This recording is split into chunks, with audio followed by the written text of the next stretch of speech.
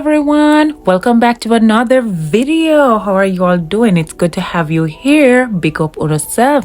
So this morning we're going to be making breakfast the good old Jamaican way, or we can call it breakfast, lunch and dinner.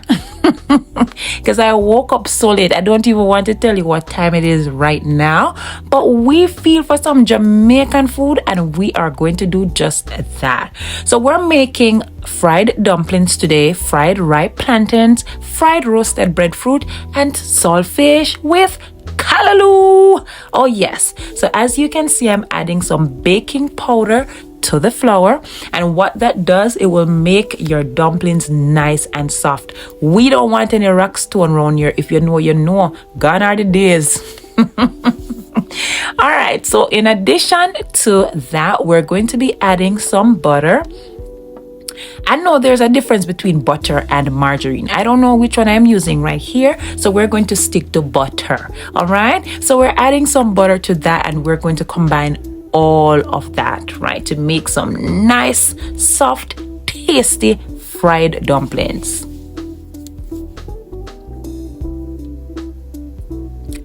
All right, here you can see I'm just crushing the butter, or better yet, I'm combining the butter with the flour. Nice. And you do that until the butter is not visible anymore, pretty much like there's none in it. So we're just going to rub, and that's what it looks like so far. See what I'm talking about? It looks as if there's no butter in it. Not only does the butter make the flour tasty, or the dumplings tasty, but it also gives the dough a nice soft feeling. Soft and fluffy. I almost forgot my salt, so here I am adding a little bit of salt to it, not too much, because again, we're aiming to get tasty, nice dumplings, not some salt rock stone that we don't want to eat. All right.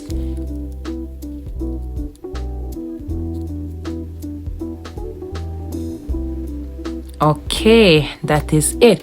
Now we're going to add some warm water to this to make the dough. That's what we want to use. All right, so I usually use warm water because it will of course melt the butter that I added to the flour.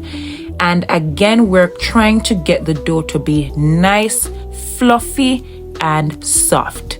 All right, so what I did was to heat a little bit of water in the microwave. You can put it on the stove top. And then this is what it should look like. Now disclaimer, I never tell anybody say me a chef, so let me put it out there. I learned from experience, trials and failures, many failures, but here I am today. All right, so you see it's nice, soft, a little bit sticky, not too soft, but it's not hard, tight like we would say in Jamaica. It's not tight dumpling we're trying to make right here, right? And then we are going to break that into small pieces, just like what you're seeing there, but it's completely up to you if you're making this. If you want them to be bigger, go ahead. If you want them to be smaller, go with your flow. But this is the size that I like. All right, so we're going to roll those and shape them into dumplings, however you want to shape them. Right, and the pot is already on the stove with a little bit of oil, and as I'm making them, I'm adding them to the frying pan, of course. You'll see that in a little bit. All right, this is the last one, and I'm going to show you what the shape looks like, just so you can have an idea of the size. There you have it, nice and neat. Now here they are frying away. I'm trying not to burn them, and we're all done, as you can see, flying through this quickly. Right, so we're taking them from the pot.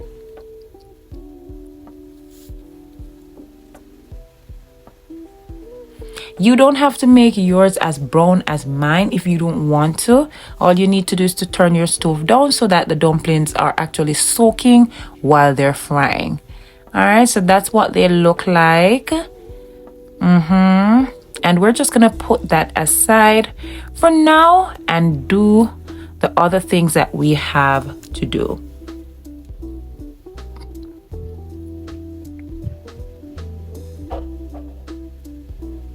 All right, so from you see this all wrapped up, you know it'll come straight from Jamaica on the plane. Yes, that's breadfruit. And then we have a finger of ripe plantain that we're also going to fry. So let's prepare those.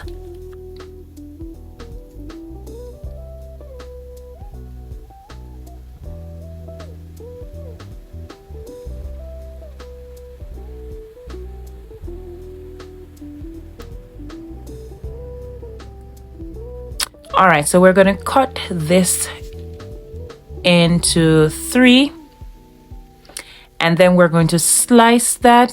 I mean, it depends again on how you want it, but that's the size I'm working with, and we're just going to slice all 3 pieces until we are through.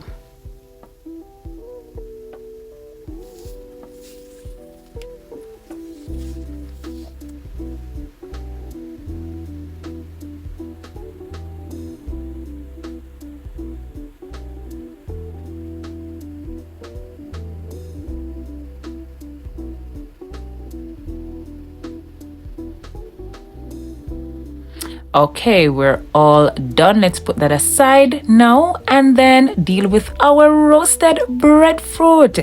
Big up to my father-in-law and to mother-in-law for the breadfruit. I haven't had this in a while, so I welcome this. I really appreciate it.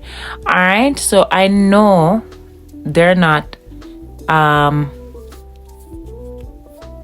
sliced the way I want them to, meaning they're not, they're definitely not thin sliced. So I'm going to slice them thinner because somehow, you know, I don't know how some people love roasted breadfruit. I cannot eat it. It's just not passing my throat at all. So if it's not fried, I really don't eat breadfruit, right? So I'm going to slice them to my liking, and then I'm going to fry them.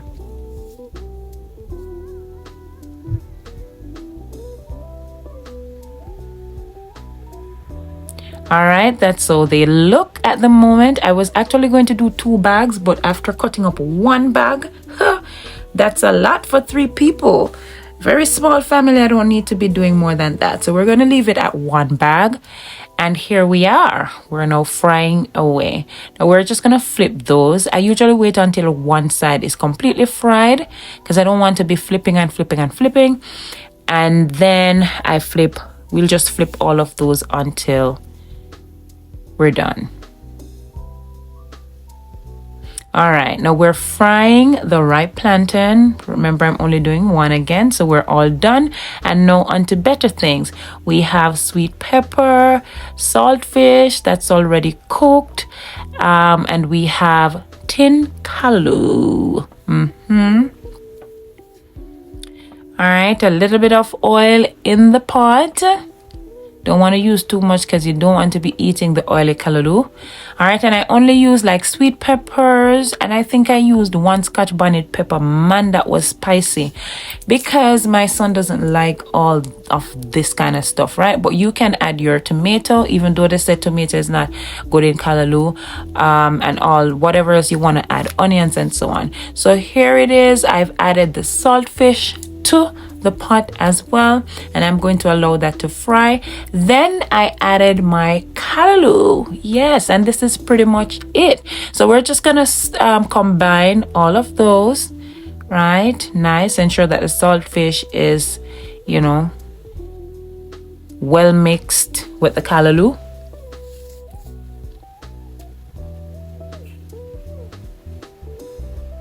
And then I added a little piece of butter because, again, it gives it a little flavor. I'm not adding any seasonings or, powder seasonings or anything like that at all. Usually I do that, but no. And this is what it looks like. So, yeah, you know, of course, my pretty plate with Uno because me, I'll go back for 1 more dumpling and maybe a few more pieces of breadfruit, of course. But for the camera, this is what it looks like, baby. Yes, nice. Look at it.